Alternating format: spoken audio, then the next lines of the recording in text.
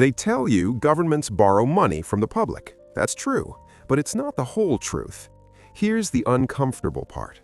Once a government starts borrowing at scale, the real power quietly shifts away from voters, parliaments, even presidents, and toward the people who decide whether that borrowing stays cheap or suddenly becomes impossible.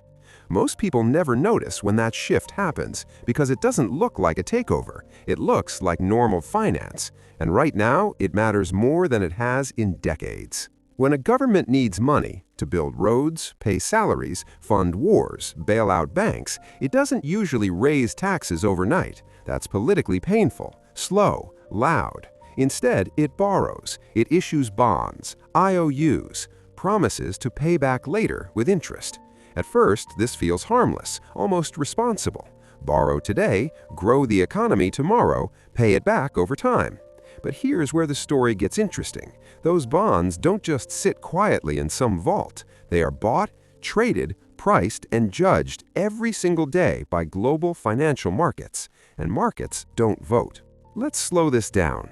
When a government borrows, it enters a relationship, not with the people, with lenders, banks, pension funds, insurance companies, foreign governments, hedge funds, central banks. These lenders ask one question: how risky is this borrower? If the answer feels safe, interest rates stay low. If doubt creeps in, rates rise. If fear takes over, borrowing can freeze entirely. No law needs to change, no election needs to happen. The pressure arrives automatically. That's the quiet power shift. Because once debt gets large enough, governments don't really choose their policies freely anymore. They start choosing policies that keep lenders calm. Cut spending, raise taxes, freeze wages, privatize assets, delay promises. Not because voters demanded it, but because markets did. And markets don't send angry emails, they send higher interest rates. Here's the uncomfortable math most people never see.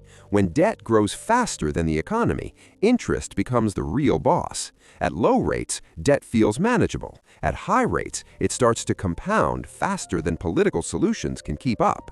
Suddenly, a country isn't debating what it wants to do, it's negotiating what it can afford to do.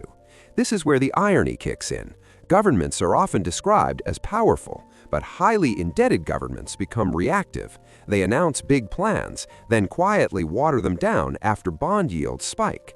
They promise reforms, then reverse them after a market sell-off. Nothing dramatic, just a series of responsible adjustments.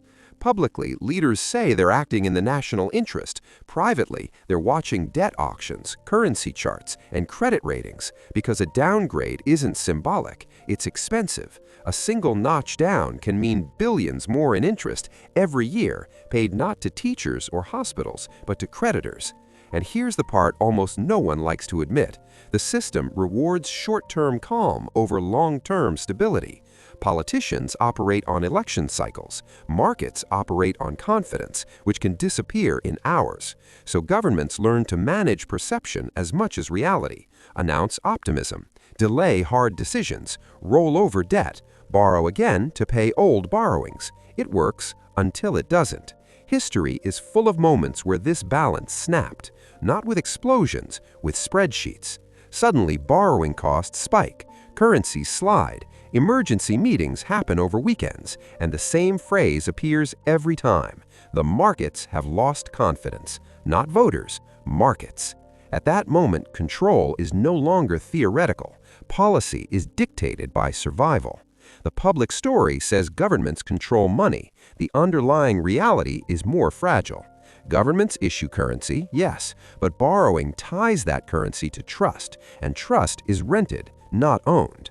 The longer the debt pile grows, the smaller the room for real choice becomes. This doesn't mean collapse is inevitable, but it does mean power is conditional, quietly, gradually, mathematically.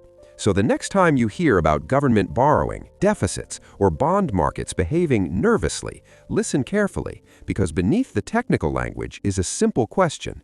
When money is borrowed at scale, who is really in charge? The ones who promise to repay, or the ones waiting to be repaid?